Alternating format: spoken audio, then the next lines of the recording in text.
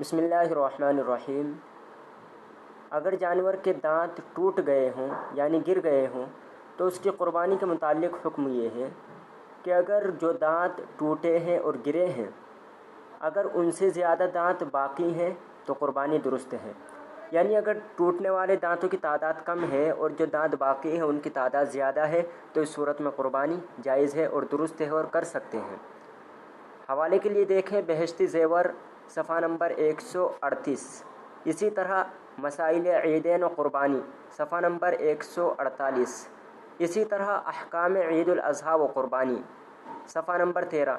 اس کتاب میں اگرچہ عبارت تھوڑی الگ ہے لیکن مفہوم وہی ہے۔ عبارت یہ ہے کہ جس جانور کے دانت بالکل نہ ہو یا اکثر نہ ہو تو اس کی قربانی درست نہیں ہے، تو اس سے سمجھ میں آیا کہ اگر اکثر دانت موجود ہو تو قربانی کر سکتے ہیں۔ اسی طرح آپ دیکھ سکتے ہیں فتاوی دارالعلوم دیوبند